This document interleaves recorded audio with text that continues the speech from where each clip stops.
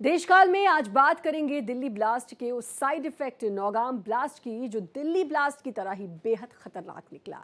एक तरफ दिल्ली ब्लास्ट में एक के बाद एक खुलासे बेहद हैरान करने वाले हैं।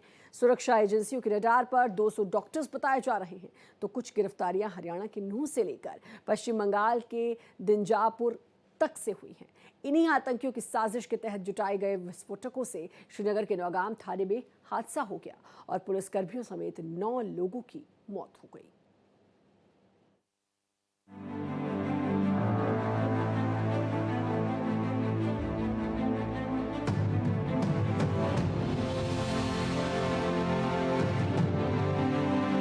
दिल्ली ब्लास्ट की जांच जैसे जैसे आगे बढ़ रही है, इसके दायरे में कई ऐसे शहर और इलाके शामिल हो रहे हैं जिनके बारे में आतंकियों के घुसपैठ की कल्पना तक नहीं की जा सकती है।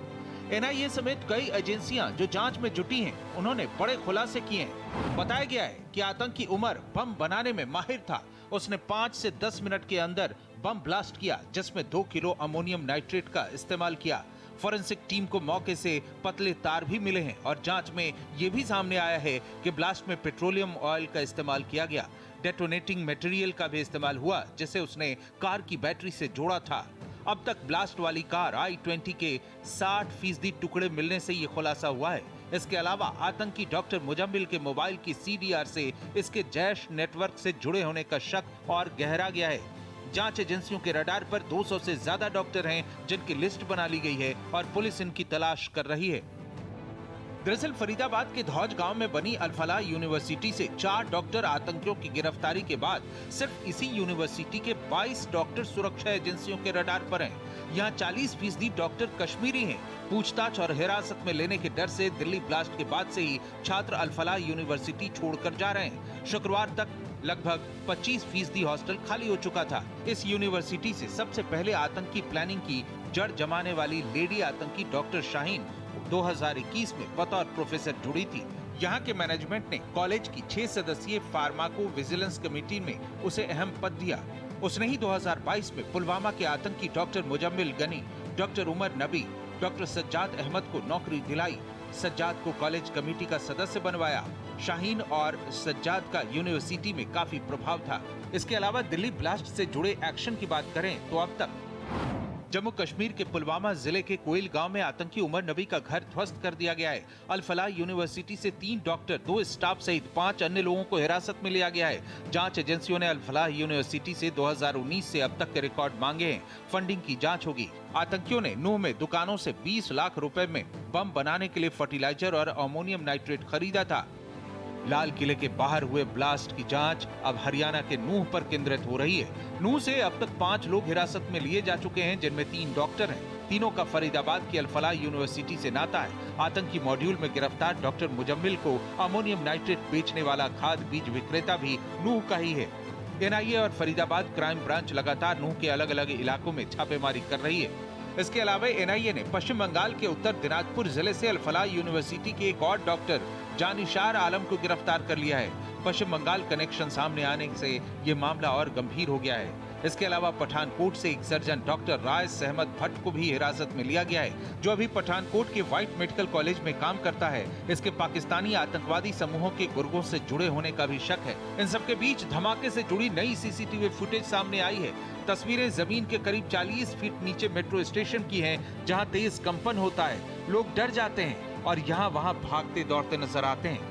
10 नवंबर को हुए विस्फोट के समय सबसे पहले प्रतिक्रिया देने वालों में एक हेड कांस्टेबल थान सिंह आज भी उसे याद कर सिहर उठते हैं। जैसे ही मैं आगे पहुंचा तो एक आवाज आई धमाका जैसा, पता नहीं क्या हुआ, हमें नहीं पता था उसमें क्या था। हम जैसे ही भागते हुए आए तो बहुत अफरा तफरी मची हुई थी। लोग बाग भाग रहे थे इधर से उधर, इधर से उधर।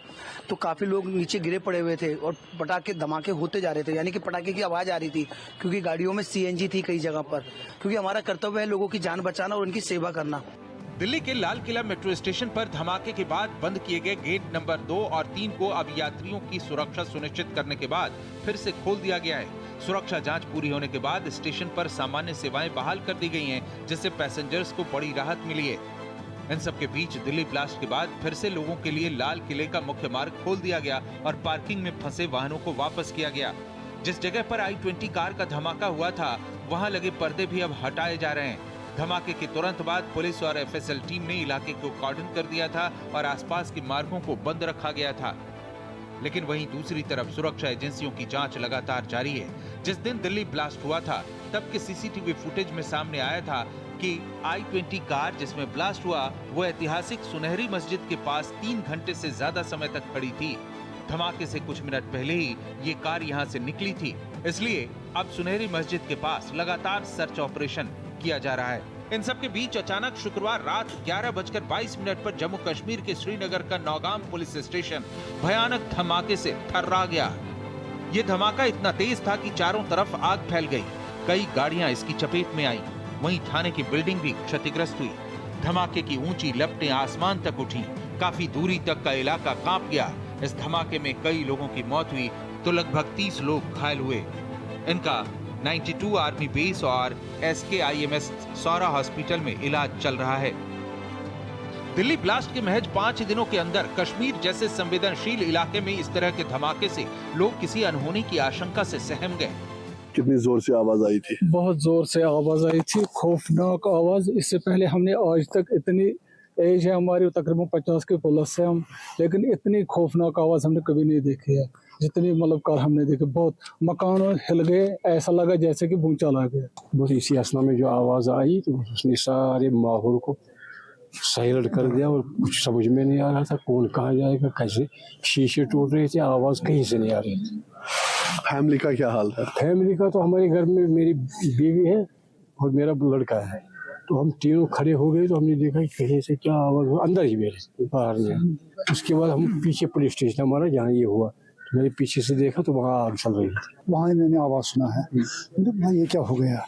मैं बाहर निकला ना, सुबह से हमने ये हमारे रिश्तेदार हैं, इनके कोई गुजारा नहीं है, सारा यही है।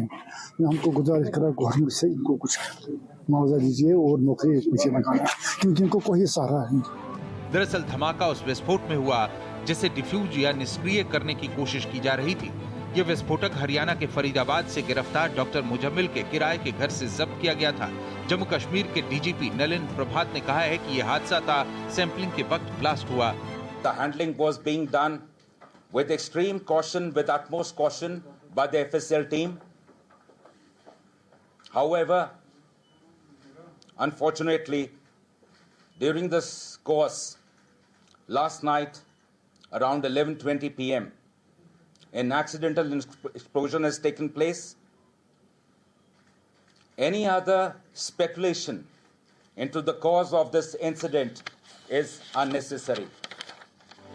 अधिकारियों के मुताबिक ब्लास्ट उस वक्त हुआ जब पुलिस व्हाइट कॉलर आतंकी मॉड्यूल मामले में जब्त विस्फोटक के सैंपल ले रही थी। हालांकि अभी तक ये स्पष्ट नहीं है कि क्या पुलिस स्टेशन में पूरा 360 किलो विस्फोटक रखा गया था या फिर कुछ हिस्सा ही लाया गया था।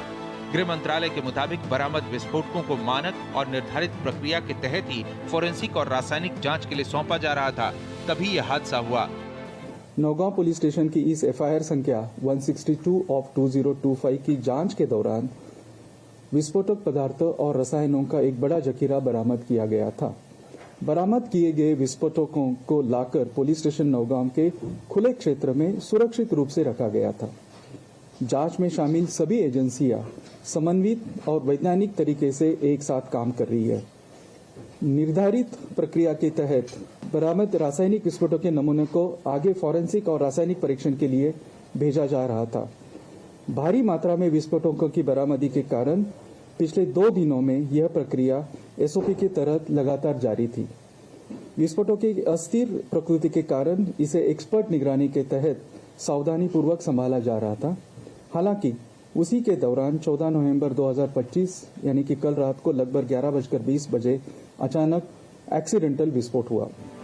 जम्मू कश्मीर के उपराज्यपाल मनोज सिन्हा ने आज अस्पताल का दौरा किया और नौगाम पुलिस स्टेशन विस्फोट में घायल लोगों से मिले। हालांकि इस हादसे में ज्यादातर पुलिस के जवानों की जान गई है। मारे गए लोगों को लेकर स्थानीय लोगों में मातम पसरा है, साथ ही नाराजगी भी है।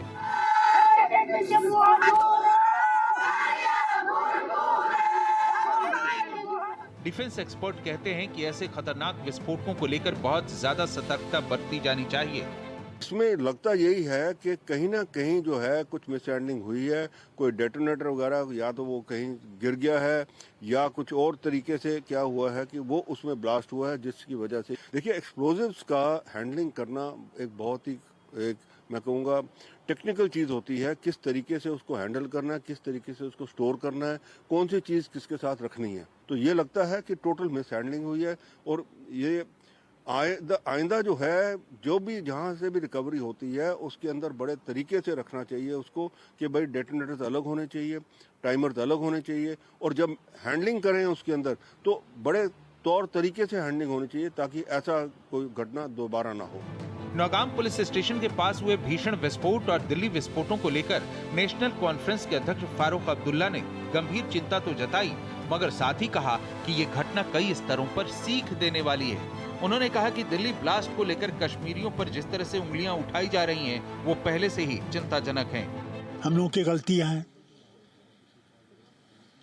जो इस चीज को बेहतर समझते हैं, बेहतर जानते हैं, इन एक्सप्लोसिव्स को कैसे हैंडल करना है, हमें उनसे बात करनी चाहिए थी पहले, इसके बजाय कि हम उंगलियां डालने लगे जिसके बारे में हमें कुछ पता नहीं है।